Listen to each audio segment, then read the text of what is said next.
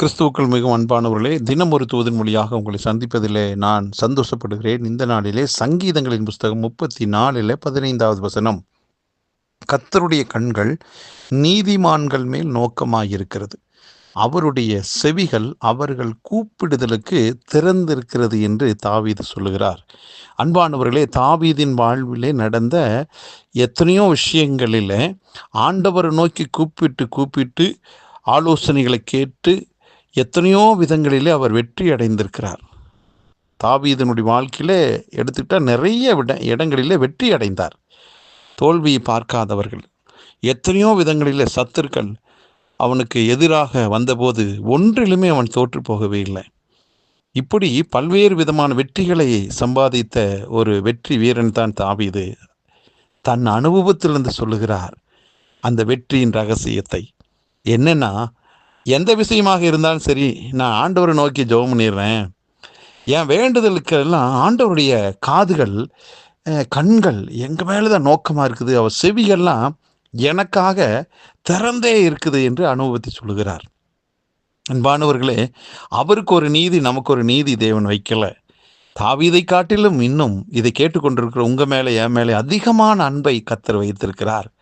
அப்போது நமக்குள்ள வர வேண்டிய ஒரே ஒரு நம்பிக்கை கலந்த அந்த விசுவாசம் என்னென்னா, என் வேண்டுதலை, என் ஜெபத்தை, என்னுடைய பிரார்த்தனையை கர்த்தர் கேட்கிறார் நிச்சயமாக. ஏன்னா என்னுடைய வேண்டுதலுக்கு அவருடைய மனசும் அவருடைய செவி என்ன இருக்குதுன்னா திறந்தே இருக்குதான். அதாவது மன நிறைவோடு இருக்குது, ஒரு ஏக்கத்தோடு இருக்குது. எப்போ என் பிள்ளை என்னை நோக்கி என்னோடு பேசுவான், அவன் பேசுகிற ஒவ்வொரு வார்த்தையும் நான் கேட்க தீவிரமாக இருக்கிறேன், ஆசையாக இருக்கிறேன், பதில் கொடுப்பதற்கு என் உள்ளம் ஆயத்தமாக இருக்கிறது என்ற எண்ணத்தோடு எழுதப்பட்டது தான் இந்த சங்கீதம். ஆம், ஆண்டவருடைய இருதயத்தை புரிந்து அருமையான தாவீது எழுதுகிறார். அன்பானவர்களே, இதை கேட்டுக்கொண்டிருக்கிற நீங்கள் எவ்வளவு பெரிதான ஒரு பிரச்சனையாக இருந்தாலும், சின்ன பிரச்சனையாக இருந்தாலும், ஆண்டவர்கிட்ட சர்வசாதாரணமாக பேசக்கூடிய அனுபவத்தை நாம் பெற்றுக்கொள்ளலாம்.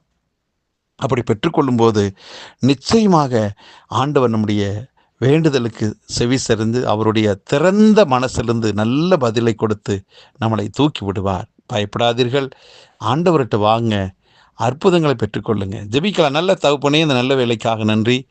இதை கேட்டுக்கொண்டிருக்கிற எங்கள் யாவருக்கும் ஆண்டவரே, நீர் எப்போது எங்கள் வார்த்தைக்கு, எங்கள் பேச்சை, எங்களுடைய வேண்டுதலை கேட்க அதுக்குண்டான பதிலையும் ஆயத்தப்படுத்தி காத்திருக்கிறீங்கப்பா. அப்படிப்பட்ட காத்திருத்தலை நினைக்கிறோம். நாங்கள் உங்கள் மேல் இன்னும் அதிகமாக நம்பிக்கை விசுவாசத்தோடு வைத்து ஜெபிக்கட்டும்.